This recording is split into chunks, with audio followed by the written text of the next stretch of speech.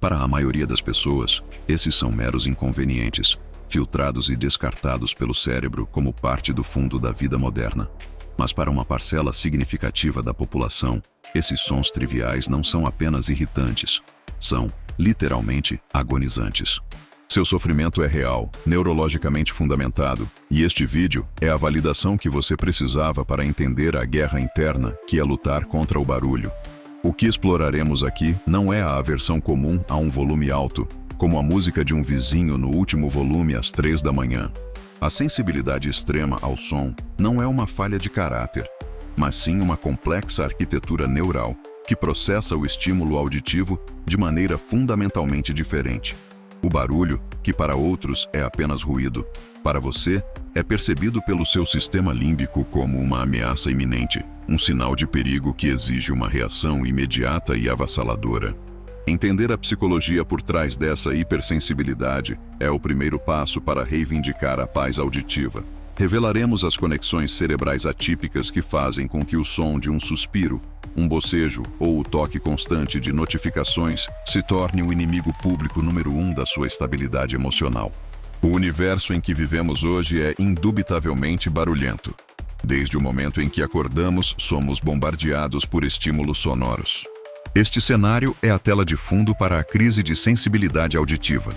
Enquanto a maioria das pessoas desenvolveu mecanismos de habituação, a capacidade de ignorar sons repetitivos, outras falham miseravelmente nesse processo evolutivo de filtragem. Para o sofredor, a diferença entre o ruído de fundo e o som focal é tênue ou inexistente. A misofonia, literalmente o ódio ao som, é a manifestação mais intrigante e socialmente debilitante dessa hipersensibilidade. Os gatilhos, ou triggers, são surpreendentemente específicos e geralmente envolvem atos orais. Mastigação, estalar de lábios, engolir, respirar ruidosamente. Outros gatilhos comuns incluem movimentos repetitivos como balançar o pé, digitar incessantemente ou o tic-tac de um relógio. A experiência é tão poderosa que a pessoa pode desenvolver aversão a certos ambientes ou até mesmo a pessoas específicas, baseando-se unicamente na incapacidade de tolerar seus sons de rotina. Mas por que o som de alguém comendo uma maçã pode evocar a mesma resposta de ameaça que um predador se espreitando no escuro? A misofonia e a hiperacusia nos forçam a questionar a natureza da percepção. O sofrimento é inato ou é resultado de um trauma condicionado? E, crucialmente, se o som é baixo, por que a resposta é tão violenta? Esses são os laços abertos que nos guiarão através da complexidade da neurologia auditiva. A pesquisa sugere que essa não é uma desordem de ouvido, mas sim uma desordem de processamento cerebral.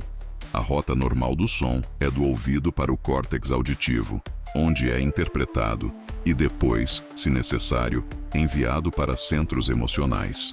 Cientistas descobriram que o córtex auditivo primário, a área que recebe e analisa os sons, exibe uma conectividade exagerada com a amígdala, o centro do medo, da raiva e das emoções primitivas, e mais surpreendentemente, com o córtex pré-frontal medial e o córtex motor de planejamento. O que isso significa na prática é que o som do trigger, o clique da caneta, a mastigação, é processado simultaneamente como informação auditiva e como um sinal de perigo emocional e até mesmo físico. O cérebro não tem tempo para avaliar se a ameaça é real. Ele reage automaticamente. É por isso que muitas pessoas com misofonia sentem a necessidade de imitar o som gatilho, tapar os ouvidos com força ou ter o impulso irresistível de atacar ou fugir.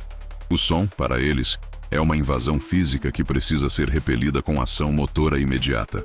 Distinta, mas igualmente debilitante, é a hiperacusia. Enquanto a misofonia é sobre a qualidade do som, a hiperacusia é sobre o volume e a dor física que o acompanha. Sons que são apenas moderados para a maioria, como o bater de panelas, uma sirene distante ou até mesmo a própria voz, são percebidos como dolorosamente altos. O desconforto é físico, muitas vezes descrito como uma sensação aguda ou uma dor de cabeça esmagadora. Eles não conseguem lidar com a amplitude dinâmica do som. A faixa entre o silêncio e o ruído doloroso é muito pequena. O mundo é alto demais, implacavelmente alto, E a proteção contra essa sobrecarga é essencial para o funcionamento diário.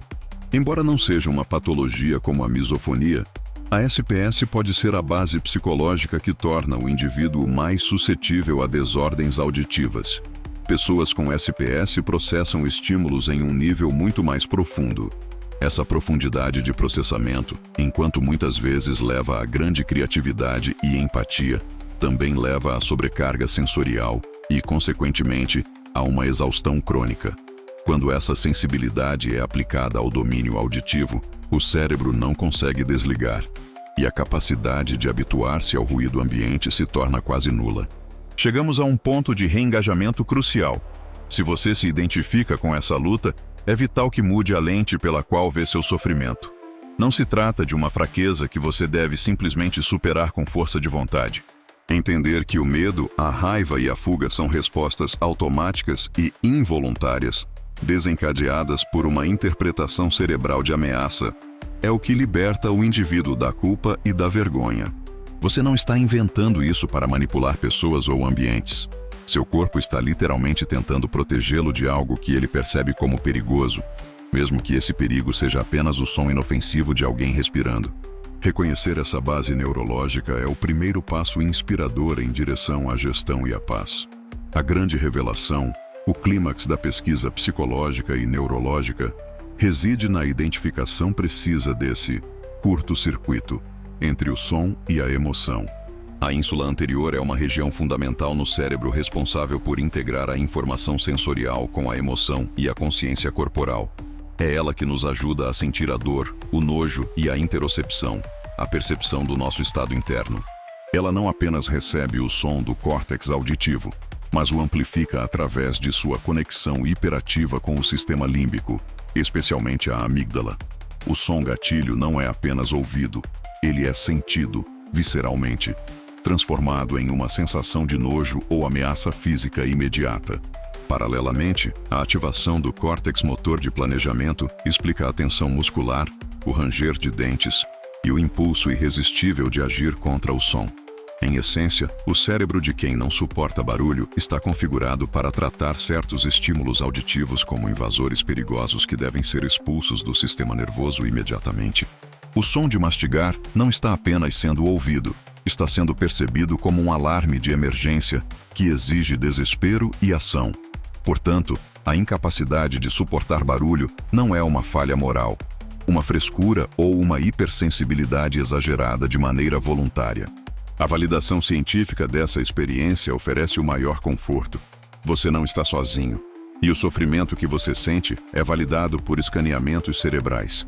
A compreensão é o primeiro passo para o manejo dessa condição. Se você ou alguém que você conhece vive sob o jugo dessa sensibilidade extrema, aprofundar-se nesse tema é essencial. Agora que estabelecemos a base neurológica e psicológica da misofonia e da hiperacusia, o próximo passo é buscar estratégias de gestão e convívio. Deixe nos comentários qual é o seu gatilho sonoro mais insuportável e como ele afeta seu dia, para que possamos construir uma comunidade de validação e apoio mútuo, transformando a luta silenciosa em conhecimento compartilhado.